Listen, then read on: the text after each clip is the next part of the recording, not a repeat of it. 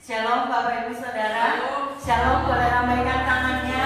Beri kemuliaan buat Allah kita. Selamat pagi Bapak Ibu Saudara di rumah. Kita sebentar akan kembali memuji dan menyembah Tuhan. Mari siapkan hati kita di hadapan Tuhan. Kita bersatu di dalam doa. Bapak, terima kasih Tuhan buat kasih-Mu pagi hari ini. Kalau kami boleh anggap Tuhan, semua orang anugerah Tuhan. Kami bersyukur Tuhan buat hari ini. Sebentar Tuhan, kami rindu memuji dan menyembah-Mu. Biarlah Tuhan urapan-Mu mengalir Tuhan bagi setiap kami di tempat ini, terlebih bagi jemaat Tuhan yang ada di rumah. Mari Tuhan, urapan yang sama terus mengalir bagi setiap umat Tuhan. Terima kasih ya Bapa ya Bapa, Engkau Tuhan Allah yang menyertai setiap kami dari awal pertengahan sampai pada akhirnya ibadah streaming kami Tuhan. Terima kasih Tuhan, hanya nama-Mu yang kami tinggikan, hanya Engkau yang layak kami sembah.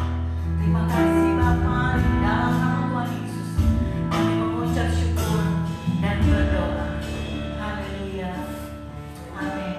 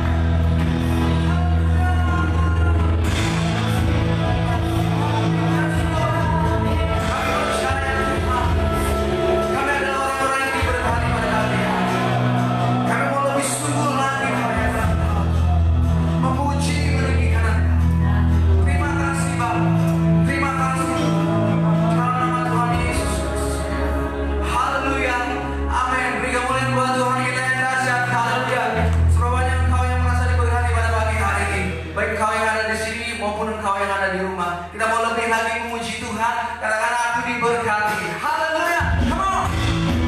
Hey. Mari kita sobat lagi Tuhan kita ajaib.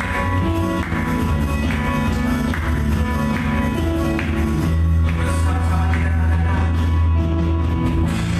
Kasih setiamu yang tak bagiku, nikmat kebajikan, nikmat kebajikan setiap bagiku. Balasanku dipatah segalanya dan dukanya, bela-belanya sangat besar bagiku. Bersama-sama kita katakan, aku diberkati, aku dinikmati, karena alasanku tertinggalkan. Aku diberkati, katakan, aku dinikmati atas surga anugerah Tuhan bagiku. Haleluya. Sukacita kami dalam memuji Tuhan. Lebih sungguh lagi kita katakan, kasih setiamu yang tak bagiku. Katakan nikmat kebajikan, nikmat kebajikan bersedia bagiku. Balasanku dipatah jalannya dan dukanya, sangat besar bagiku. Bersama-sama kita nyatakan, aku diberkati, aku dinikmati, karena alasanku berlimpah. Aku diberkati, aku dinikmati atas kebenaran anugerah Tuhan bagiku. Oh, sempurna Tuhan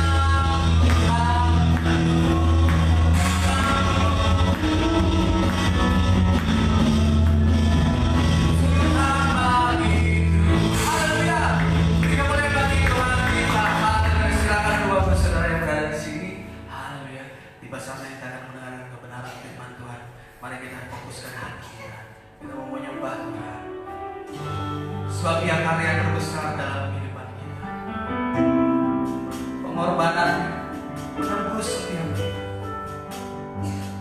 Oleh darah, oleh biru-biru Dia menyembuhkan kita. Sungguh Engkau hari yang terbesar Tuhan. Haleluya. Haleluya. Terima kasih Tuhan. Mari kita nyanyi pujian bersama-sama. Kasih yang terindah, hati yang mulia, hati yang mulia, hanya ku temukan di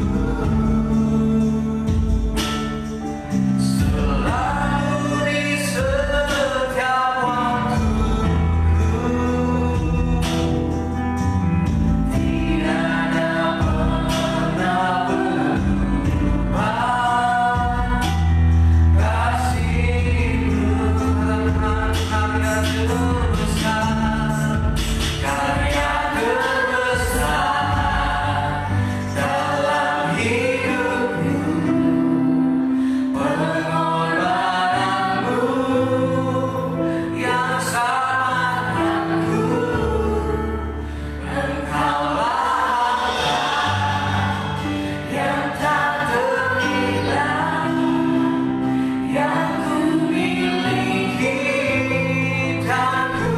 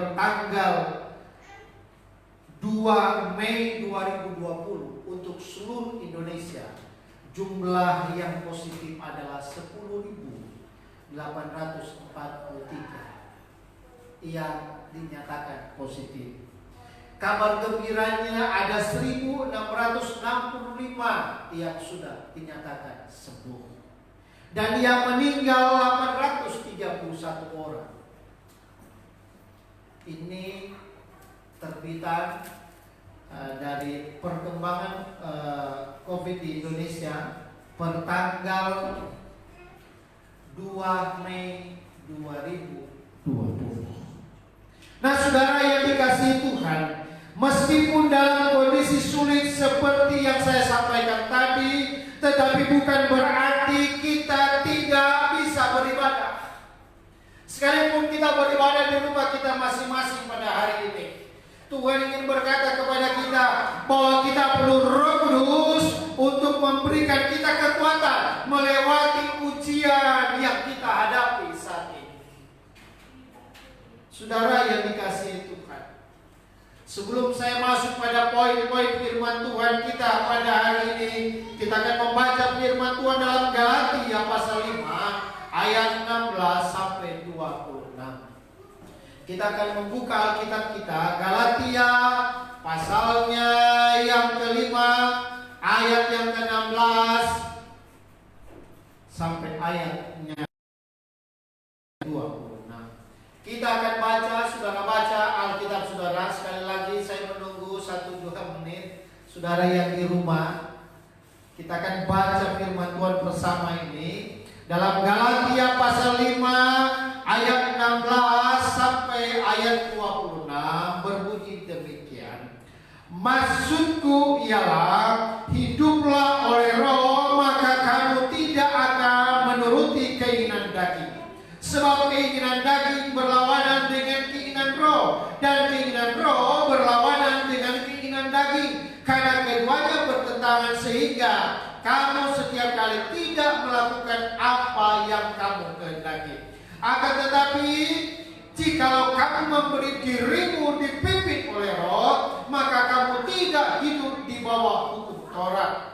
Perbuatan daging ialah, perbuatan daging telah nyata, yaitu percabulan, kecemaran, hawa nafsu, penyembahan berhala, sihir, perseteruan, perselisihan, iri hati, amarah, kepentingan diri sendiri, pertengkaran, roh memecah, kedengkian, kemabukan, pesta pora, dan sebagainya. Terhadap semuanya itu kuperingatkan kamu, seperti yang telah kubuat dahulu, bahwa barang siapa melakukan hal-hal yang demikian, ia tidak akan mendapat bagian dalam kerajaan Allah.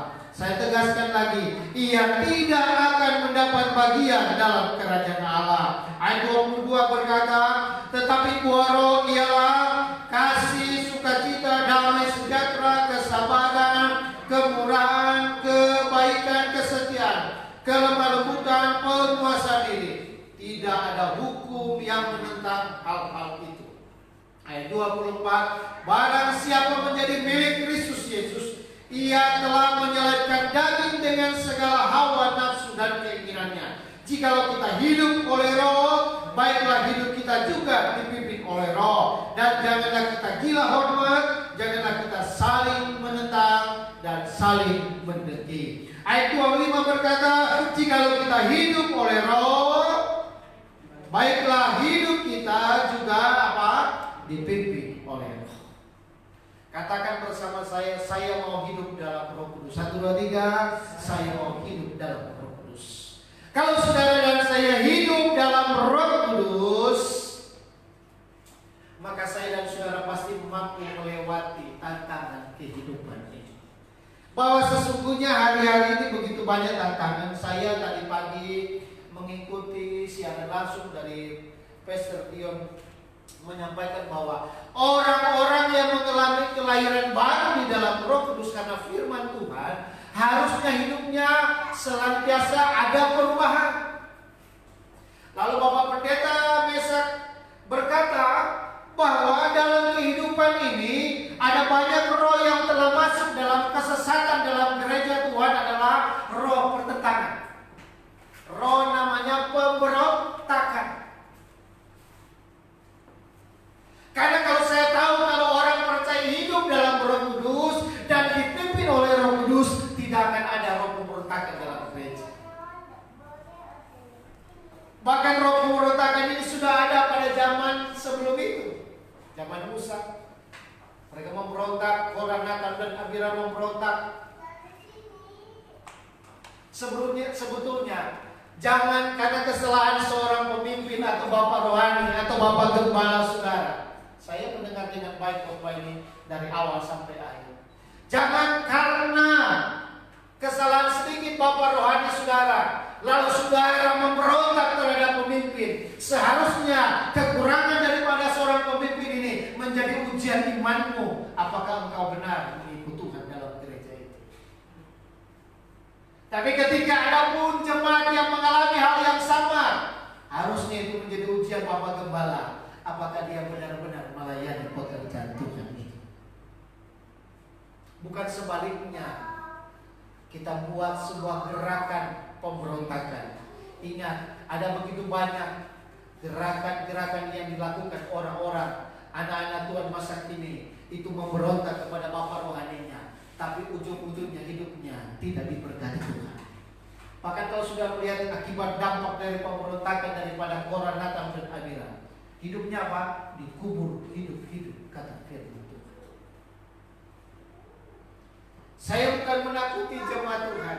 Saya ingin pada hari-hari ini, di waktu-waktu yang sekarang ini, mari kita minta Roh Kudus memimpin perjalanan hidup saudara, memimpin rumah tangga saya dan saudara, memimpin karir kerja saudara, memimpin pekerjaan Anda, memimpin kehidupan pendidikan anak-anak kita. Karena tanpa Roh Kudus, saya dan saudara tidak akan mampu melewati proses ujian yang berat ini. Justru disinilah Roh Kudus punya peranan penting dalam hidup kita. Di gereja Tuhan masa kini harusnya jauh lebih lagi sungguh-sungguh dengan Tuhan. Memang kadang-kadang saya heran. Saya menjadi herannya begini. Justru banyak di masa sulit ini orang masa bodoh dengan beribadah. Tapi ketika dia sadar betul, saudara, harusnya dengan adanya situasi ini, meskipun kita live streaming lewat Facebook ini, harusnya kita lebih lagi meresponi dengan cara yang benar. Saya melihat saudara, saya mengikuti live streaming Ibu Pendeta Indri Gautama ya. Iya, saya ikut Bapak. Indri Gautama saya ikut live streamingnya. Kalau Bapak Pendeta Mesa, saya ikut tiap hari. Jam 12, nanti jam 8 malam ada. Karena saya merasa tema beliau tentang bagaimana, kenapa keluarga iblis menganukan keluarga kita. Kenapa? Kok begitu getolnya iblis ingin menjatuhkan rumah tangga Kristen? Saudara ada yang ikut live streaming yang buat? Saya ikut. Bahwa hidup ini, orang yang sudah mengalami kelahiran baru harusnya perubahannya nyata dalam hidupnya. Kelahiran baru itu dikerjakan oleh Roh Kudus dalam hidup orang percaya.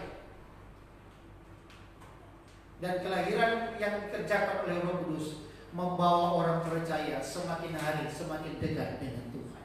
Membawa orang percaya semakin hari semakin bersungguh-sungguh dengan Tuhan. Lihat orang-orang yang tidak mengalami perubahan dalam hidupnya. Lihatlah orang-orang yang dipimpin oleh kedagingan. Yang ada dalam dirinya adalah pemberontakan, kekecewaan, pahit hati yang dia taburkan di mana-mana. Kenapa? Keserakahan, penyembahan berhala. Dikatakan apa? Perbuatan daging telah nyata, yaitu apa? Percabulan, pencemaran hawa nafsu, penyembahan berhala, sihir, perseteruan, perselisihan, iri hati, amarah, kepentingan diri sendiri, roh pemecah belah, percintaan dan sebagainya. Lihat orang-orang yang hidup dalam kedagingannya. Jangan heran orang yang masih seperti itu. Biasanya selalu menabur roh kebencian, selalu menabur roh apa? Kemarahan, suka mencari-cari salahnya orang. Ini orang yang hidup dalam kedagingan. Tetapi orang yang hidup dalam Roh Kudus, maka hidupnya akan dipimpin oleh Roh Kudus. Dia akan hidup di dalam kehidupan yang berbeda. Maka Makanya firman Tuhan berkata, buah roh ialah kasih, bukan buah-buah roh, ya. Buah roh. Jika kamu hidup oleh roh, baiklah hidupmu juga dipimpin oleh roh. Kalau saudara hidup oleh roh kudus, harusnya saudara juga mau dipimpin oleh roh kudus. Katakan bersama-sama, saya mau dipimpin oleh roh kudus. Nah, apa saja peranan dan tuntunan roh kudus dalam hidup orang percaya? Apa saja peranan roh kudus? Apa manfaat peranan roh kudus dalam hidup orang percaya?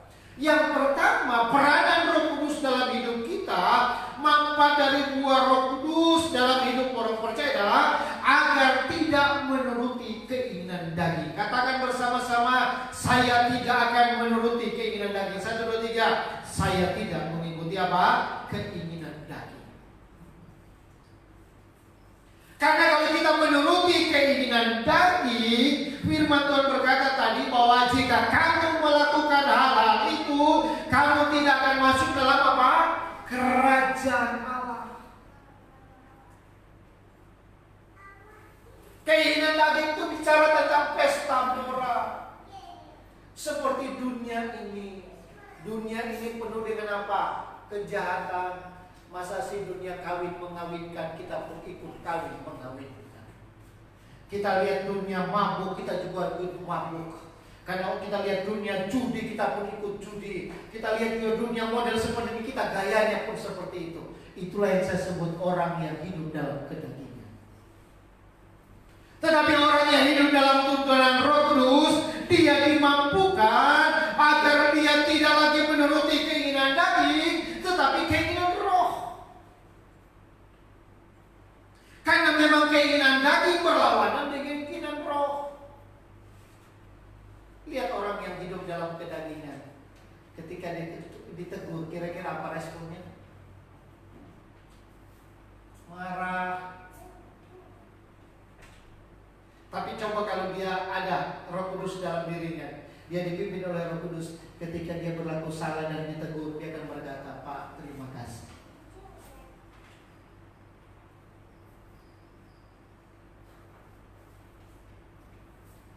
Kita ingin melakukan apa yang baik di mata Tuhan, namun seringkali faktanya kita melakukan yang sebaliknya. Keinginan daging bertentangan dengan keinginan roh dalam hidup kita. Jika demikian, apa yang harus kita lakukan? Nah, untuk kita apa yang harus kita perbuat? Sebagai orang-orang percaya, kita harus mampu menguasai diri dan fokuskan pikiran kita kepada Tuhan dan perkataan-perkataannya lewat firman. Saudara yang dikasihi Tuhan, kita harus mampu menguasai diri kita ini. Katakan bersama-sama, kuasailah dirimu. 1, 2, 3, kuasailah dirimu. Buah roh salah satunya adalah menguasai diri. Kuasai diri ini salah satu yang paling berbahaya adalah kenapa bangsa Israel juga banyak mati, karena apa? Rakus. You know rakus? Rakus itu bahasa ya, rakus ya boy. Kalau bahasa Dayak mana? Bapungu itu ya rakus juga ya. Bahasa Banjar rakus. Apa dia kalau makan itu nggak berhenti. Bahasa Israel juga binasa juga gara-gara itu kan. Dia tidak berhenti makan dan makan. Akhirnya badannya mengembang ke kanan dan ke kiri. Oh itu kan? Bukan nanti yang doa aku ini, bukan saudara yang badannya naik lalu saya bilang enggak, bukan itu. Timbangannya sampai 150 kilo. Ada saya lihat di TikTok, badannya gendut loh badannya itu. Tinggal apa ya? Kok bisa jadi gendut itu? Aduh. Ada yang komen begini, Bapak bisa TikTok juga dia Pak. Itu buatan anak-anak saya. Daripada suasana begitu, ngapain susah-susah? Hidup harus dibikin senang. tapi kadang-kadang dalam situasi yang lain saya juga TikTok itu saya bawa renungan gitu. Bahwa hidup ini pilihan. Kuasai diri ini, saudara yang dikasih Tuhan. Kita harus mampu menguasai diri. Sebab itu berilah dirimu dipimpin oleh Roh Kudus.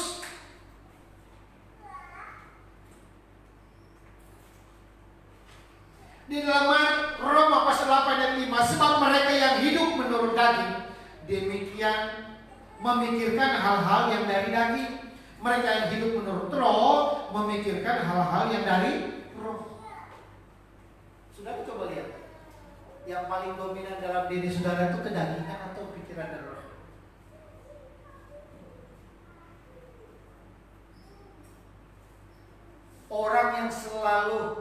Orang yang hidupnya dikuasai kedagingan selalu merasa kurang dalam hidup. Mau duit 1 juta kah, mau duit 5 juta kah, selalu berkata kurang.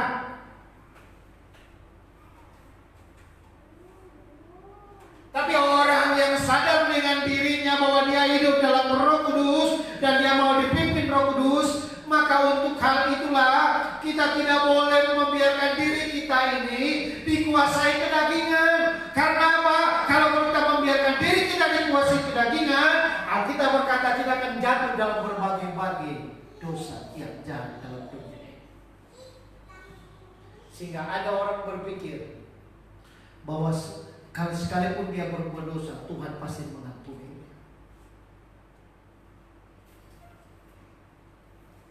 Sebagai orang-orang percaya, hari ini saya mengajak kita semuanya, mari kita dipimpin Roh Kudus.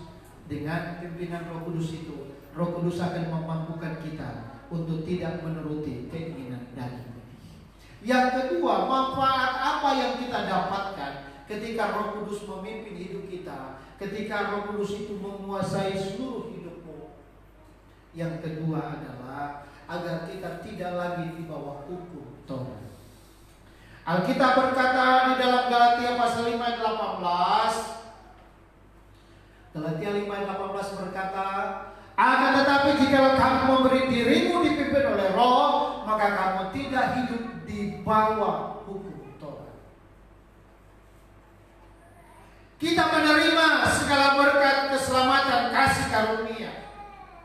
Jadi akan tetapi jika kamu memberi dirimu dipimpin oleh Roh, maka kamu tidak hidup dalam bawah hukum Taurat. Kita menerima segala berkat keselamatan karena kasih Tuhan yang menyelamatkan kita dan memberikan segala berkat rohani kepada kita. Namun jemaat di Galatia saat itu meninggalkan Injil kasih karunia yang diterima dengan berbalik dari kehidupan yang menghasilkan buah-buah roh karena hal-hal yang membuat mereka berada dalam belenggu hukum Taurat.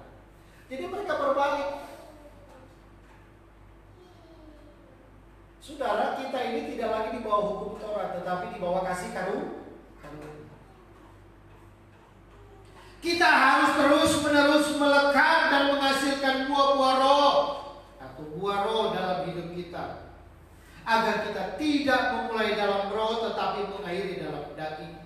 Tuhan merindukan kita sebagai orang-orang percaya terus-menerus hidup kita ini berada di dalam kasih karunia Tuhan dalam tuntunan Roh Kudus, supaya kita betul-betul buah roh itu nampak dalam diri kita. Buah roh yang ada dalam diri orang percaya itu jelas terlihat. Yang pertama, buah roh itu bicara tentang kasih. Buah roh ialah kasih. Ada sukacita, ada damai sejahtera, ada kesabaran, ada kemurahan, ada kebaikan, ada kesetiaan, ada kelemah lembutan, dan yang paling terakhir yang ke-9. Ke-9 apa 7?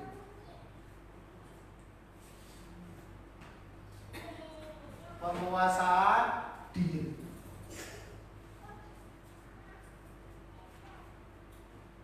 Kira-kira di antara semua yang ada itu mana yang paling sulit?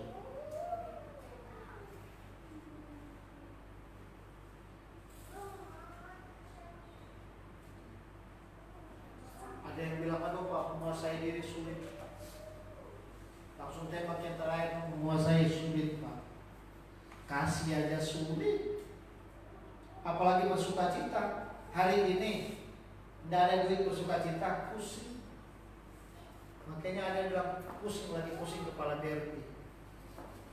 Kenapa? Duit jatuh, uang tidak ada. Saya pergi di satu tempat Bapak Ibu, dan saya kaget waktu saya pergi di satu keluarga hamba Tuhan. Saya antar berkat begitu. Lalu dia bilang begini, dia bawa pancinya Bapak Ibu, pancinya dia bawa ke saya. Pak, terima kasih Pak, jujur Pak, kami belum masak Pak, memang tidak ada beras.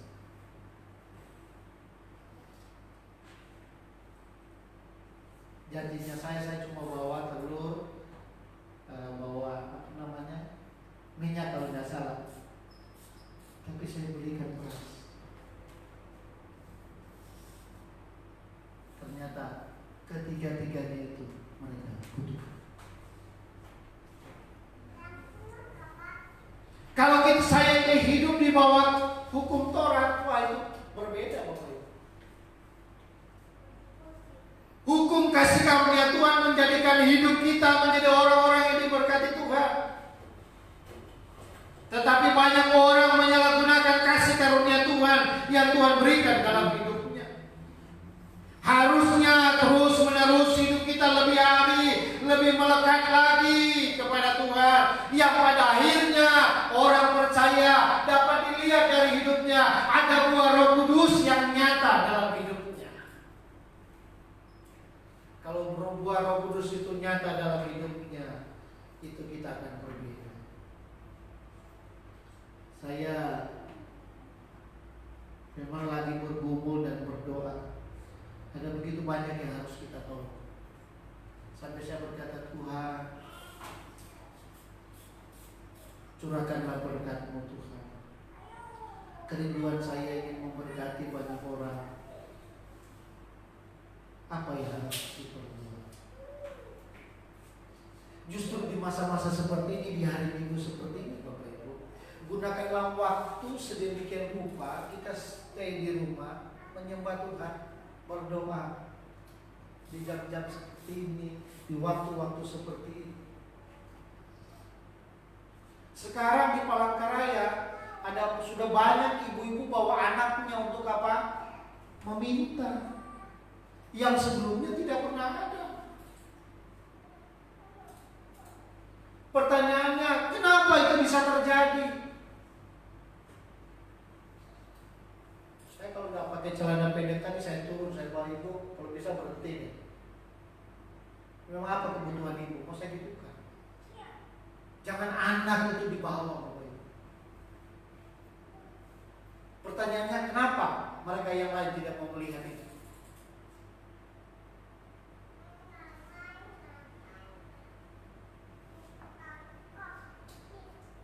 Itu bayangkan aja kalau disorot orang. Dibuatlah di TV, dibuatlah di mana. Palangkaraya ternyata sudah begini. Wah. Itu daerah Kereng, Sementara Bue. Di lampu merah. Yang dulunya tak pernah ada. Selama ini tak pernah ada. Tiba-tiba ada. Saya ingin berkata kepada kita, berbagi di tengah sulit itu, engkau tidak menjadi miskin. Tapi ketika engkau pelit bahwa engkau tahu engkau punya, kita berkata apa? Engkau tidak diberkati Tuhan.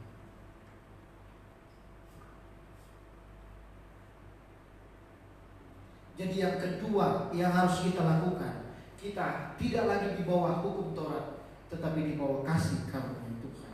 Dan yang ketiga, peranan Roh Kudus dalam hidup orang percaya, supaya kita ini dipimpin oleh Roh Kudus. Katakan bersama-sama, saya mau dipimpin Roh Kudus. 1, 2, 3. Jadi di zaman yang semakin sukar seperti saat-saat ini, harusnya kita membutuhkan pimpinan Tuhan. Dari sebelumnya kita biasa-biasa saja, yang sebelumnya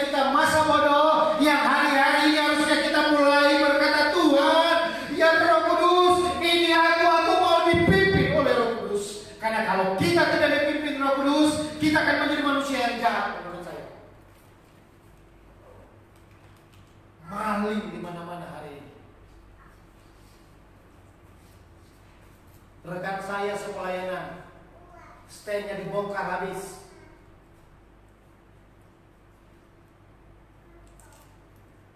Cincin yang harganya cukup mahal, cincin ini mahal Bapak Ibu, yang cincin namanya cincin mesin itu 300.000, 200 sampai 300.000.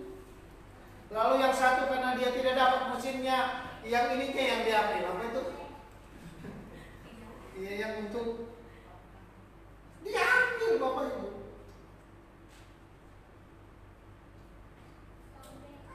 Sampai saya senang sekali ngobrol karena dalam waktu dekat ini mau siaran langsung dengan gue saya. Jadi wawancara di rumah gue, wawancara menghadapi situasi. Nanti gue persiapkan karena kita akan live begitu, tapi dalam konsep wawancara. Gitu. Kira-kira pandangan Alkitab dengan situasi ini bagaimana? Apa yang harus dipersiapkan orang percaya? Saya terinspirasi dengan beberapa rekan yang lain live begitu. Nah, saya juga kepingin live dengan gue nanti di rumah gue begitu. Jadi ada yang nemani lalu live begitu. Wah, itu sangat luar biasa. Supaya apa? Jadi saya sebagai moderator, nah, gue sebagai apa? Narasumber, kan begitu. Saya moderator saja. Nanti akan saya buat nanti dalam waktu dekat ini, Bu, kita siaran. Jadi stay home itu bukan berarti kita tidak berkarya. Apa yang kita perbuat atau apa yang harus dilakukan orang percaya dalam situasi ini. Jika kita hidup oleh Roh, baiklah kita juga dipimpin oleh Roh. Di zaman seperti ini saudara, namun Tuhan tidak dapat memimpin kita karena dikatakan jika kita tetap hidup di dalam kedagingan. Bagaimana Tuhan mau memimpin kita? Kita masih mau tetap hidup dalam kedagingan.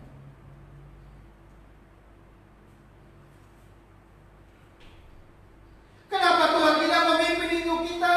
Karena kita ini apa? Kata gue itu saya pernah ingat tuh, pertobat apa? Tomat apa? Iya, tomat. Iya, tobat umat.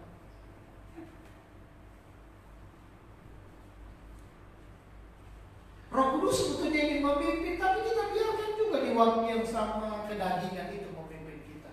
Kita masih tetap biarkan kedagingan ini menguasai diri kita.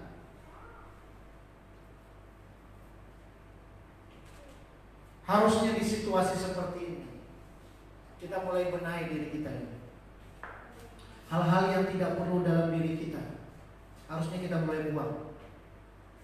Apalagi di masa sulit.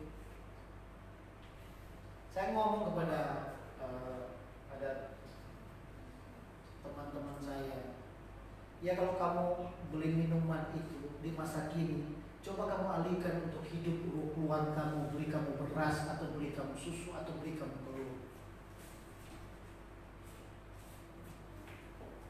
Ngapain pakai minuman keras? Ngapain judi? Ngapain judi online? Nggak ada untungnya, habis duitnya. Sedangkan anak istrimu perlu makan dan minum. Kenapa saya ngomong ini? Karena di masa sulit ini apa sih yang harus kita perbuat selain kita berserah diri dengan Tuhan? Sedikit berkat pun kita terima, harusnya kita gunakan dengan baik. Mau 100.000 kah? Harusnya 100.000 ini bagaimana kita dapat beras masih bisa beli telur, kan begitu?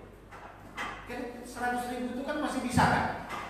100.000 itu dapat 5 kilo beras dan dapat masih bisa 20.000 telur ayam kalau di Indomaret. Rasanya 10.000 rasanya. 10 biji telur itu 20.000 kalau dagang. Kan kena 2.000 satu. Itu kalau di Indomaret. Kalau tidak salah masih dapat Anggaplah 80. Kalau di pasar mungkin lebih murah kita beli misalnya, tapi tidak sampai 5 kilo kalau di pasar, nggak tahu yang lain. Daripada beli sesuatu yang tidak bermanfaat itu, kita beli sesuatu. Saya bilang sama teman saya, rekan saya, adik saya, papanya Brian, coba di dalam situasi ini bikin wadah, taruh di situ banyak itu, sembari memperkenalkan, mumpung ini lagi masa orang Ramadan. Sebenarnya saya juga mau juga bikin kayak gitu, tapi orang kan ngomong, Bapak Martin ini mau diambil semua kami, terus kami apa? Yang saya begini aja dibilang begitu, apalagi nanti saya bikin wadah, saya beli cita-cita mau lama lagi bikin nasi goreng, apa kacau dunia persilakan. Bisa nggak jadi gembala lagi, bahasanya begitu. Hidup ini bagaimana kita harus tanggalkan perbuatan-perbuatan daging ini supaya betul-betul kita dipimpin sepenuhnya oleh Roh Kudus. Karena orang yang dipimpin oleh Roh Kudus itu pasti hidupnya berbeda.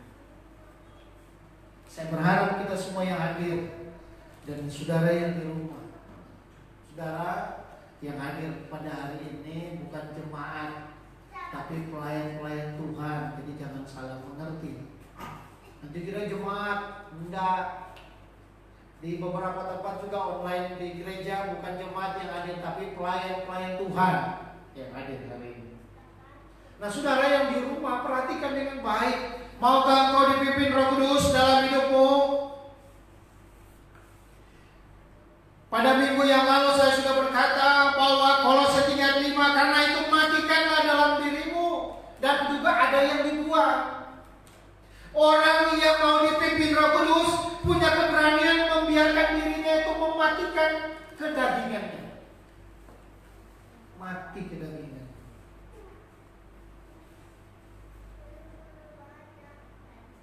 Makanya saya sering berkata, kepura-puraan hidup itu akan berbahaya. Jadi orang Kristen itu kalau pura-pura itu berbahaya. Orang yang sudah mengecap kebaikan Tuhan, mengecap kasih karunia Tuhan, murtad. Kata murtad itu bahasa lain. Apakah orang yang sudah keluar dari Yesus dikatakan murtad? Belum tentu sih. Karena kita berada di zaman kasih karunia Tuhan. Tapi banyak orang menghakimi orang-orang begitu. Tapi hari ini banyak gara-gara dia awalnya itu seolah-olah dianggap murtad, dibuang bahkan sebagainya. Hari ini dia jadi penginjil, malah dia jadi hamba Tuhan yang luar biasa. Tapi kadang-kadang kita tanpa sadar juga murtad dalam gereja, tanpa kita sadari. Di sisi lain kita berkuar-kuar tentang kebenaran, tapi di sisi lain kita bicara kita melakukan dosa. Ini ngeri. Kok bisa ya Pak? Sampai ada yang berkata, Pak, apakah dia punya dua kepribadian? Ya kan? Sampai ada yang bilang begitu, ada dua kepribadian kan orang itu. Saya juga memang bingung juga di sisi lain. Ada film apa namanya? Tiba-tiba baik begitu, tiba-tiba kasar begitu, tiba-tiba dia berikan wadah kita, dia berikan apa kita. Tapi di sisi lain kayak ada kesetanan begitu. Nah, ini berbahaya. Yang tidak boleh ada dalam gereja Tuhan. Jadi kita harus tahu betul peranan Roh Kudus dalam hidup gereja Tuhan masa kini, agar tidak menuruti kedagingan, agar kita tidak di bawah hukum Taurat, agar kita dipimpin Roh Kudus. Dengan demikian berkat Tuhan pasti dicurahkan. Biarlah bulan Mei ini menjadi bulan berkat buat kita, dan kita doakan supaya di bulan Mei ini mereka yang sakit itu alami kesembuhan Tuhan. Amin.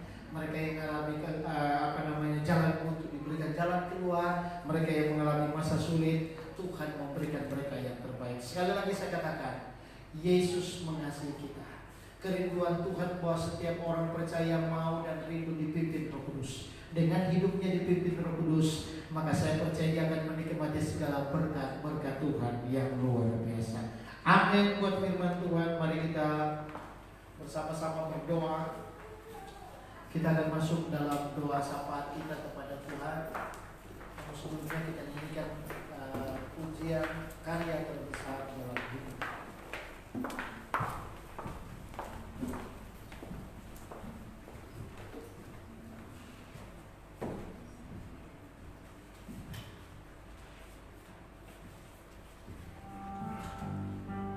Karya terbesar dalam hidupku, pengorbananku yang samakanku, engkaulah yang tak ternilai, yang ku miliki dan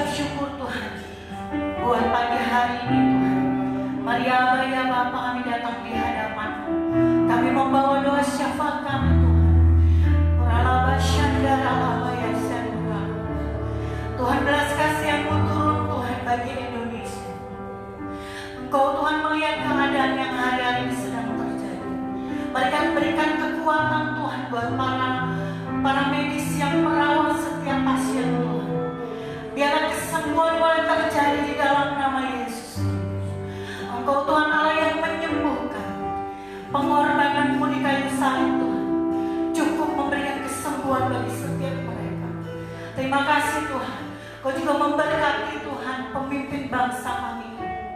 Di dalam nama Yesus kekuatan yang baru bagi para pemimpin di bangsa ini Tuhan. Kami memberkati mereka Tuhan. Biarlah kuasa-Mu Tuhan bekerja atas kehidupan mereka. Baik setiap keputusan yang mereka ambil Tuhan, itu boleh membawa kebaikan bagi bangsa Indonesia. Kami juga berdoa Tuhan buat Palangkaraya. Hari-hari ini Tuhan kami boleh melihat apa yang terjadi Tuhan. Tapi kami percaya ada banyak anak-anak Tuhan yang berdoa bagi kota Palangkaraya Tuhan.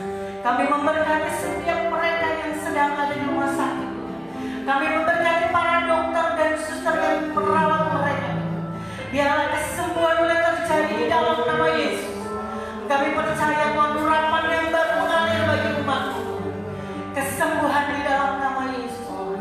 Kami percaya Bapa, melalui keadaan yang hari-hari ini terjadi, itu membawa kekuatan bagi setiap umat Tuhan untuk lebih lagi dekat kepada-Mu Tuhan, untuk mencari kehendak-Mu yang hari-hari ini sedang Tuhan nyatakan bagi setiap umat.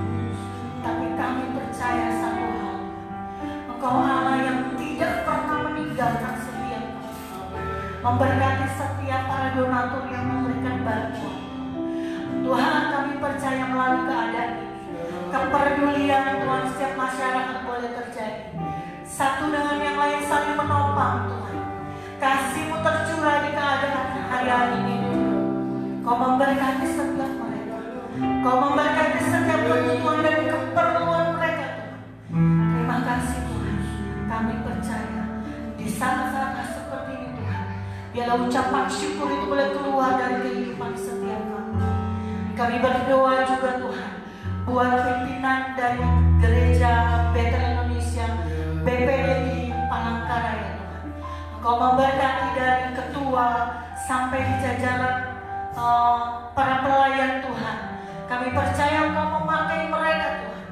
Engkau memakai mereka untuk bergerak Tuhan, memberkati banyak orang. Engkau memakai setiap gereja Tuhan melalui doa-doa. Ini waktunya Tuhan, gereja menjadi tiang bagi kota ini, di mana kesejahteraan kota ini boleh menjadi kesejahteraan setiap kami.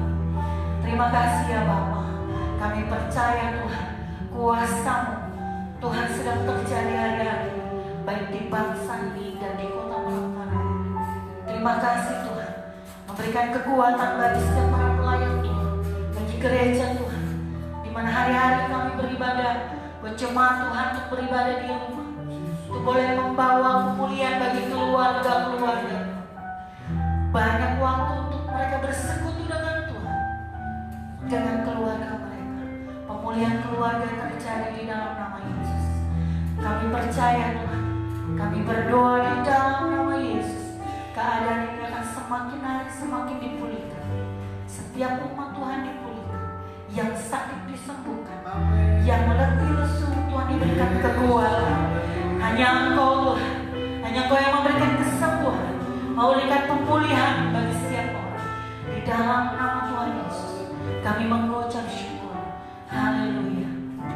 Terima kasih Tuhan Yesus. Kami akan masuk dalam perjamuan kudus. Diberkatilah kami ya Tuhan pada hari ini. Roti dan air anggur ini adalah roti dan air biasa, tapi kami percaya dengan iman di dalam nama Yesus. Kami mau bersatu dengan tubuh dan darah-Mu. Kami makan minum bersama tubuh dan darah-Mu di dalam nama Tuhan Yesus Kristus. Haleluya.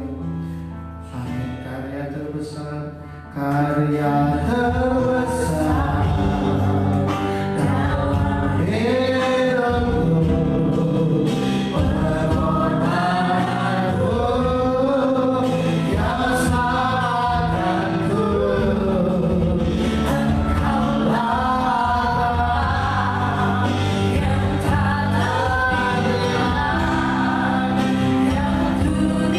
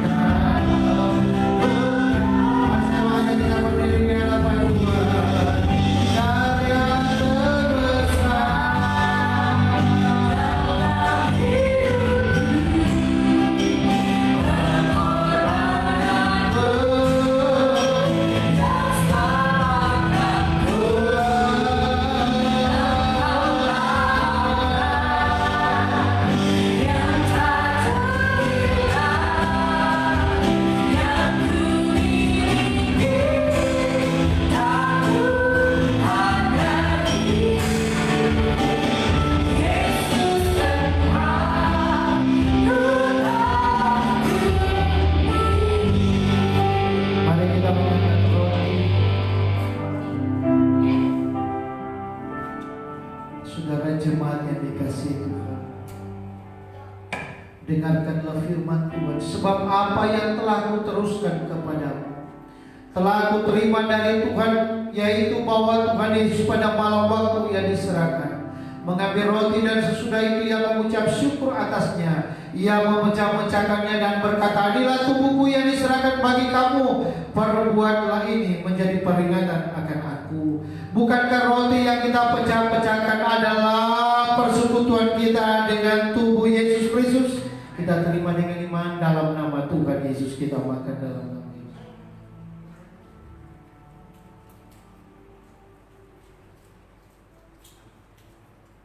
Terima kasih Tuhan Yesus. Kita mengangkat cawan, dengarlah firman Tuhan. Demikian juga Ia mengambil cawan sesudah makan lalu berkata, cawan ini adalah perjanjian baru yang dimeteraikan oleh darahku. Perbuatlah ini setiap kali kamu meminumnya menjadi peringatan akan aku. Sebab setiap kali kamu makan roti ini dan minum cawan ini, kamu memberitakan kematian Tuhan sampai Ia datang. Bukankah cawan pengucapan syukur yang atasnya kita ucapan syukur adalah persekutuan kita dengan darah Yesus Kristus? Kita terima dengan iman di dalam nama Tuhan Yesus.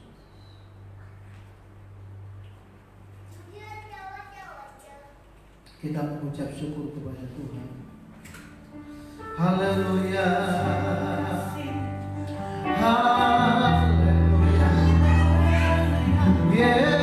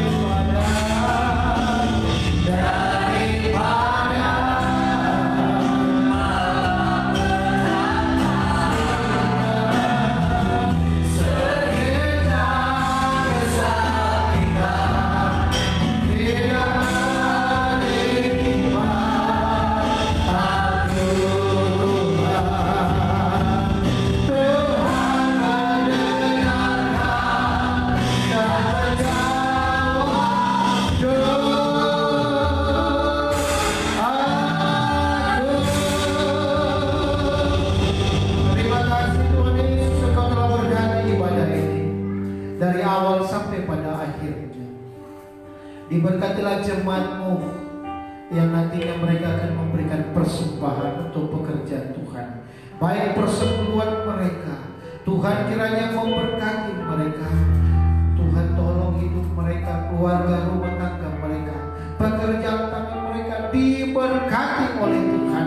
Tuhan memberkati kesehatan kami, Tuhan memberkati semua yang kami harapkan dalam hidup kami. Kami percaya apa yang kami kerjakan di dalam bersama dengan Tuhan menjadi berhasil di dalam nama Yesus Kristus. Sebab itu jemaat yang dikasihi Tuhan, terimalah segala berkat yang terbaik dari Tuhan Yesus. Tuhan memberkati engkau dan melindungi engkau. Tuhan menyinari engkau dengan wajahnya dan memberikan engkau kasih karunia. Tuhan menghadapkan wajahnya kepadamu dan memberikan Engkau damai dan sejahtera, kemenangan, keberhasilan, kesuksesan menjadi bagian hidupmu sekarang bahkan sampai selama-lamanya. Percaya diberkati Tuhan, bersama-sama katakan amin. Amin. Shalom. Jemaat yang dikasih Tuhan, pengumuman saya bahwa persembahan saudara, persepuluhan saudara mungkin tidak bisa bawa ke gereja, tapi saudara bisa menemui bendara atau rekening, saudara bisa membawanya, atau saudara juga bisa hubungi kami untuk persembahan saudara. Saudara yang tidak bisa beribadah, saudara bisa persembahan di rumah, ditaruh di amplop. Dan saudara yang bisa lewat rekening gereja, saudara bisa melihat lewat WA yang sudah saya sampaikan lewat WA di KB Eklesia. Demikian, kita akan ketemu lagi saudara pada hari Jumat dalam week worship kita, dan pada hari Selasa di dalam mulai aktif mulai bulan Mei ini itu konsel setiap hari Selasa di jam 18.00. Tuhan Yesus memberkati kita. Shalom.